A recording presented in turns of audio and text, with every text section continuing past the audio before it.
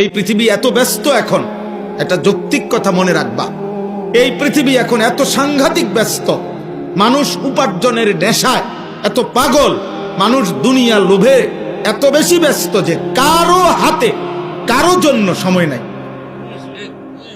তুমি যদি নষ্ট হইতে হইতে, নারী দেখতে দেখতে, উলঙ্গ ছবি দেখতে দেখতে, অশ্লীল দৃশ্য দেখতে দেখতে পচ্চা গল্লা যদি গন্ধ শুঁড়ে তোমারে কেউ টেনে ধরবে, এই সময় কারণ আমি বললাম কারো হাতে টাইম নেই, সবাই ব্যস্ত উপার্জনের নেশায়, দুনিয়া সাজাইবার নেশা। প্রত্যেকের টার্গেট বিল্ডিং 3 তলা করবে, প্রত্যেকের জমি কিনা অনেক বাকি, প্রত্যেকের ঘরের ফার্নিচার আরো বহুত বাকি। বেটা সময় কো তোমার লইয়া বইয়া তাও, তোমার লইয়া বইয়া থাকা, কারো হাতে টাইম নেই। এই জন্য এই সুযোগের কারণে আজকে তোমরা অনেক ছেলে নষ্ট হয়ে যাচ্ছ।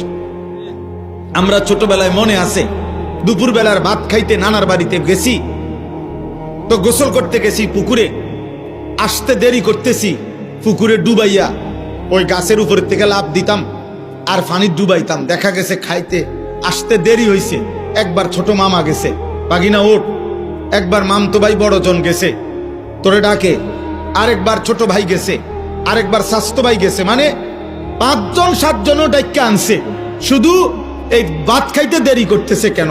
তো ঘরে আসছে, বলছে ধমক দিছে, দুষ্ট হয়ে গেছ, এতক্ষণ মানুষে পানি ডুবাইনি। এই ছিল আমাদের দুষ্টামি। কিন্তু ডাকছে কমপক্ষে 5 জন, বাচ্চা কয় 6 জন। কিন্তু আজ কিসের মামা কিসের চাচা কারো হাতে।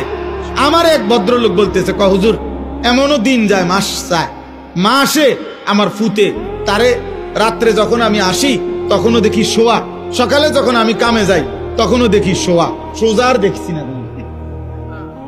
তো কিসের নামাজ, কিসের আল্লাহ বিল্লাহ, বুঝেন নাই কথাটা? খবর তো নাই, সময় তো নাই, বাবার সময় নাই, তো এই পৃথিবীর বাকি মানুষের সময় থাকবে কই?